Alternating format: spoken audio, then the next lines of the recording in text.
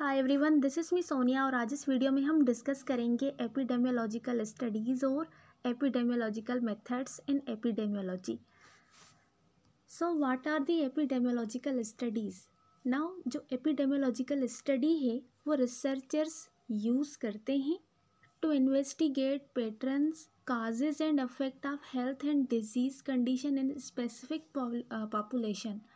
ठीक है, specific population में जो रिसर्चर्स होते हैं वो एपिडेमियोलॉजिकल स्टडीज़ और एपिडेमियोलॉजिकल स्टडी मेथड्स का यूज़ करके क्या करते हैं, डिज़ीज़ के पैटर्न्स, डिज़ीज़ के काजेज़ और उनके अफेक्ट्स को इन्वेस्टिगेट करते हैं कि उनके इफ़ेक्ट जो है वो हेल्थ एंड डिज़ीज़ के ऊपर किस तरह से पड़ रहे हैं in a specific population.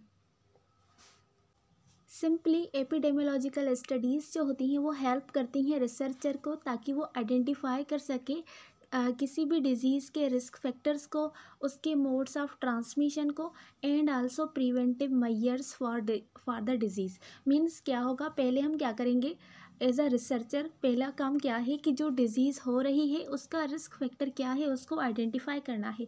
For example कोविड-19 है, तो जो कोविड-19 है वो कौन से रिस्क फैक्टर की, कौन से काज की वजह से हो रही है, तो उसका जो है ना वायरस से वो तो हमें पता लग गया।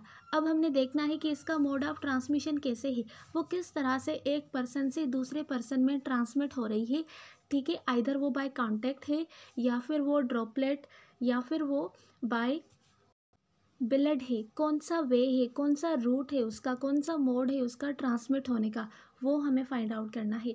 वो फाइंड आउट करने के बाद हमें अगर ये पता लग गया कि जो कोविड-19 है ना वो ड्रॉपलेट की मदद से जो है ना वो ट्रांसमिट हो रही है, तो हमने क्या किया, हमने प्रिवेंटिव मेजर्स बना लिए। हम बोल रहे हैं कि जो लोग हैं ना वो एक दूसरे से 6 फीट के डिस्टेंस पर खड़े होकर रहें, यानी अपने क्लोज नहीं आए, कांटेक्ट में नहीं आए। क्यों? क्योंकि ये जो डिज़ीज़ है ये जो ज़्यादा कांटेक्ट में लोग आते हैं उनको ट्रांसमिट होती है। तो ये प्रिवेंटिव मेजर है जो हमने उस डिज़ीज़ के लिए बताए। तो ये सारी जो पैटर्न्स हैं, काजेज़ हैं और जो अफेक्ट हैं हेल्थ और डिज़ीज़ के ऊपर, इनको अंडरस्टैंड और इनको इन्वेस्टिगेट करने के लिए रिसर्चर एपिडेमियोलॉजिकल स्टडीज़ का यूज़ करते हैं। नाउ डिस्कस करते हैं टाइप ऑफ एपिडेमियोलॉजिकल स्टडीज़। तो एपिडेमियोलॉजिकल स्टडीज़ जो है वो 2 पार्ट्स में क्लासीफाइड है, एक्सपेरिमेंटल और नॉन एक्सपेरिमेंटल, या फिर ऑब्जर्वेशनल स्टडीज़ और इंटरवेंशनल स्टडीज़। सही है, तो ऑब्जर्वेशनल स्टडीज़ जो है ना वो फर्स्ट पार्ट है एपिडेमियोलॉजिकल स्टडीज़ का। और अगेन ऑब्जर्वेशनल स्टडीज़ जो हैं वो भी डिवाइडेड हैं पॉपुलेशन बेस्ड और इंडिविजुअल बेस्ड पे। अगर आप पॉपुलेशन के ऊपर स्टडी करना चाहते हैं तो उसमें आपके पास 2 टाइप्स हैं, again descriptive and analytic. Descriptive जो है वो फर्स्ट पार्ट होता है किसी भी एपिडेमियोलॉजिकल स्टडी को कंडक्ट करने का। डिस्क्रिप्टिव में सिंपली हम क्या करते हैं, इसमें हम हाइपोथेसिस को जनरेट करते हैं और सिंपली डेटा को कलेक्ट करते हैं बाय हेल्थ सर्वे। और सेकंड इसका पार्ट क्या है और टाइप एनालिटिक, जिसमें इकोलॉजिकल स्टडी आती है। इकोलॉजिकल स्टडी जो है वो पॉपुलेशन बेस्ड है, इसको हम पॉपुलेशन के ऊपर यूज़ करते हैं। और एनालिटिक जो स्टडीज़ होती हैं उसमें हम हाइपोथेसिस को टेस्ट करते हैं। डिस्क्रिप्टिव में हम हाइपोथेसिस जनरेट करते हैं और एनालिटिक में हम हाइपोथेसिस को टेस्ट करते हैं। और अगर बात करें इंडिविजुअल बेस्ड की, तो इंडिविजुअल बेस्ड में डिस्क्रिप्टिव एंड एनालिटिक अगेन आ जाती हैं। डिस्क्रिप्टिव में case report and case series आ जाती हैं और एनालिटिक में again cross sectional study, case control study और कोहोर्ट स्टडीज़ आ जाती हैं। क्रॉस सेक्शनल स्टडी, ये जो सारी स्टडीज़ हैं इनको हम आगे डिस्कस करते हैं। सेकंड जो क्लासिफिकेशन है इसकी वो क्या है, एक्सपेरिमेंटल और इंटरवेंशनल स्टडीज़। अब ये जो स्टडीज़ है ये फर्दर क्लासिफाइड है randomized and non randomised.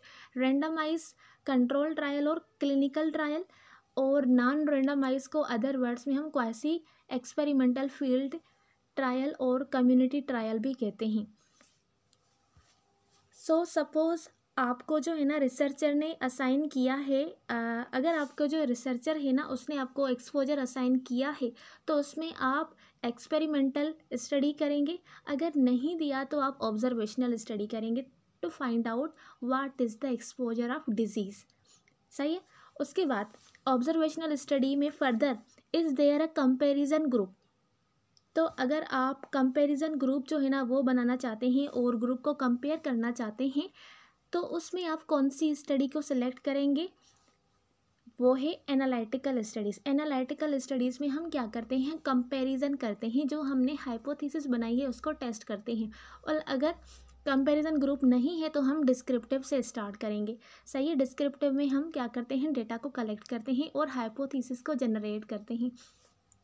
Then again analytical studies जो हैं वो केस कंट्रोल, कोहोर्ट और क्रॉस सेक्शनल स्टडी में डिवाइडेड है, जिसमें केस कंट्रोल स्टडीज़ जो हैं वो रिट्रोस्पेक्टिव होती है, मीन्स कि वो बैकवर्ड जाती है, आउटकम से एक्सपोजर की तरह जाती है। सही है। और क्रॉस सेक्शनल स्टडीज़ और उसके अलावा कोहोर्ट स्टडी में जो ट्रेंड है वो है प्रोस्पेक्टिव, ये आगे चलती है, ये एक्सपोजर से आउटकम तक जाती है। सही है। और एक्सपेरिमेंटल स्टडी में देखा जाए तो अगर आपको वो बोल रहे हैं कि आप रैंडम एलोकेशन करें, सही है, अगर रैंडम एलोकेशन है तो आप कौन सा टाइप सेलेक्ट करेंगे, रैंडमाइज कंट्रोल ट्रायल। अगर वो आपको बोल रहे हैं कि रैंडम ग्रुप जो है ना वो सेलेक्ट नहीं करना, आपने स्पेसिफिक ग्रुप को सेलेक्ट करना है, तो फिर आप non randomise control trial study की तरफ जाएंगे। सिंपली ये जो है ना हायरार्की है किसकी, एपिडेमियोलॉजिकल स्टडीज़ की। अब हम इनको थोड़ा डिटेल में डिस्कस करते हैं। सो फर्स्ट है हमारे पास observational studies. In these studies जो रिसर्चर होते हैं वो ऑब्जर्व करते हैं और कलेक्ट करते हैं डेटा को विदाउट इंटरफेयरिंग और असाइनिंग एनी ट्रीटमेंट और एक्सपोजर। इसमें सिंपली हम हाइपोथेसिस को जनरेट करते हैं, इसको टेस्ट नहीं करते और ना ही कोई हम किसी भी ट्रीटमेंट और एक्सपोजर में कोई इंटरफेयर करते हैं। जस्ट हमने क्या करना होता है, इस टाइप में हमने ऑब्जर्व करना होता है और कलेक्ट करनी होती है डेटा को। So the aim is to find association between exposure and disease. इसका जो एम है ना वो एम ये है कि इसमें हम फाइंड आउट करते हैं क्या कि is there any association between exposure and disease. For example smoking is the exposure और डिजीज़ जो स्मोकिंग की वजह से होती है वो क्या है, लंग डिजीज़। तो हम ये फाइंड आउट करेंगे कि क्या सच में स्मोकिंग की वजह से लंग डिजीज़ काज होती है या नहीं। सही है। तो ऑब्जर्वेशनल स्टडी में पहला टाइप है डिस्क्रिप्टिव स्टडीज़। डिस्क्रिप्टिव स्टडीज़ में हम डिस्क्राइब करते हैं occurrence and distribution of disease. ठीक है, डिजीज़ कहाँ पर अकर हो रही है और किस तरह से डिस्ट्रीब्यूट हो रही है in terms of time, place and person. Time, place and person का मतलब है कौन से टाइम पे डिजीज़ हो रही है, कौन सी एरिया में हो रही है और कौन से लोगों को डिजीज़ हो रही है। आइदर वो डिजीज़ ओल्ड एज वाले को हो रही है और जो यंग एज यानी जो चाइल्ड है उनको हो रही है, या वो डिज़ीज़ प्रेग्नेंट वुमेन को हो रही है, कौन से ग्रुप ऑफ पीपल को वो डिज़ीज़ हो रही है, कौन सी जगह पर हो रही है और कौन से टाइम में। आइदर वो ज़्यादा कॉमन विंटर्स में हो रही है, समर में हो रही है या फिर किसी और सीज़न में। इसमें कोई कंपैरिजन ग्रुप हम नहीं लेते और जस्ट इसको हम यूज़ करते हैं टू जनरेट हाइपोथेसिस। सेकंड है analytical study. Analytical studies use की जाती हैं टू टेस्ट हाइपोथेसिस। जो पहले हमने हाइपोथेसिस को जनरेट किया है, अब एनालिटिकल स्टडीज़ में हम उस हाइपोथेसिस को टेस्ट करेंगे और फाइंड आउट करेंगे काज और रिस्क फैक्टर ऑफ डिजीज़। यानी जो डिजीज़ है उसका काज और रिस्क फैक्टर क्या है, उसको अंडरस्टैंड करने के लिए, उसको टेस्ट करने के लिए उसको फाइंड करने के लिए हम हाइपोथेसिस को टेस्ट करते हैं। क्योंकि हाइपोथेसिस का मतलब ही क्या होता है, हम सिंपली एक गेस देते हैं, गेस बनाते हैं कि ये जो डिजीज़ है ना इस रिस्क फैक्टर की वजह से हुई है।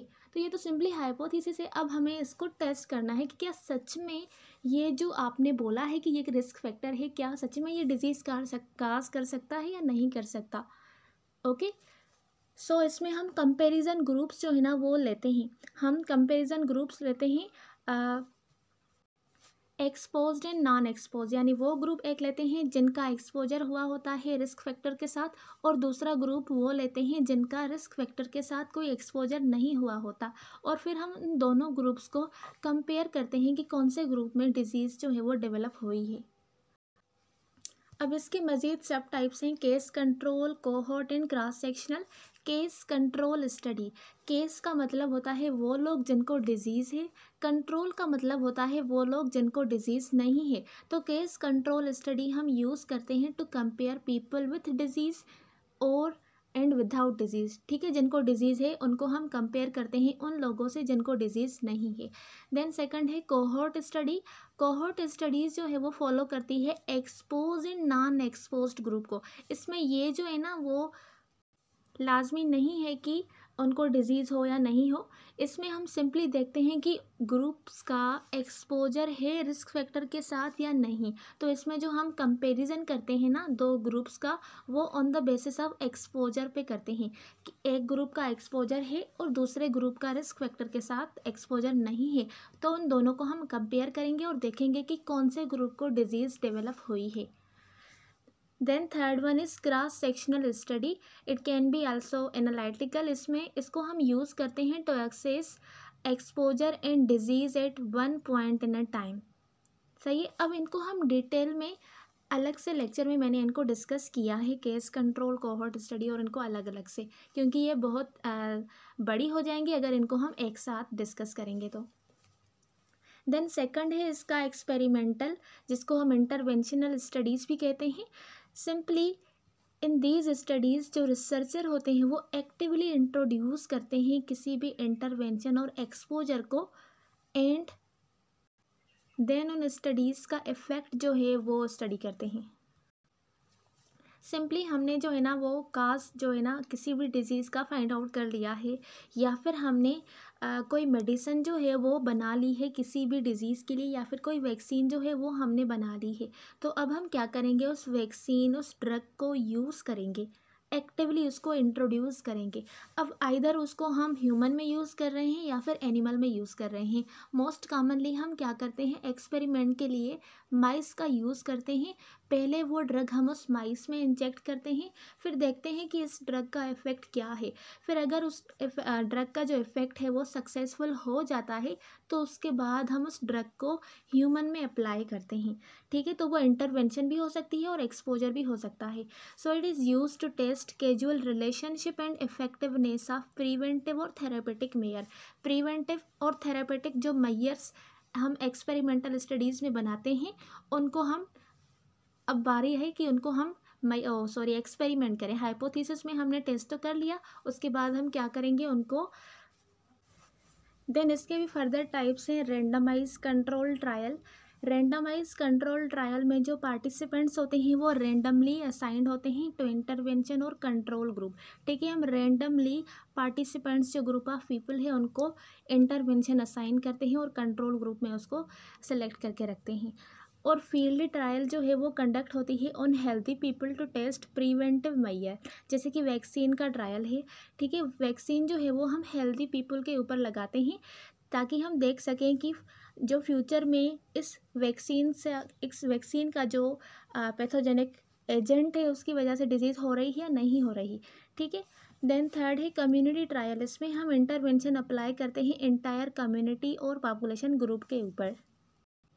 जैसे हमने प्रीवियस स्टडी किया कि लंग कैंसर और लंग डिजीज़ का जो कॉजेटिव एजेंट है और रिस्क फैक्टर है वो स्मोकिंग है, तो हम कम्युनिटी और पॉपुलेशन ग्रुप्स में जाकर ये एजुकेशन प्रोवाइड करेंगे कि स्मोकिंग को क्विट करें, स्मोकिंग नहीं करें, क्योंकि स्मोकिंग की वजह से लंग कैंसर और लंग डिजीज़ हो सकती है। तो जो कम्युनिटी है वो क्या करेगी, अगर वो इस इंटरवेंशन को फॉलो कर रही है, इस प्रिवेंटिव मेजर को फॉलो कर रही है, तो फ्यूचर में जो लोग स्मोकिंग नहीं कर रहे उनको लंग डिजीज़ नहीं होगी एज़ कम्पेयर टू जो लोग स्मोकिंग कर रहे हैं उनसे, ठीक है। जो स्मोकिंग कर रहे हैं उनको तो एनी हाउ लंग डिजीज़ होगी ही। Okay, so this was the brief overview upon the epidemiological studies. I hope कि आपको आज की वीडियो क्लियर हुई होगी। मिलते हैं अगले वीडियो में, तब तक के लिए अल्लाह हाफिज़।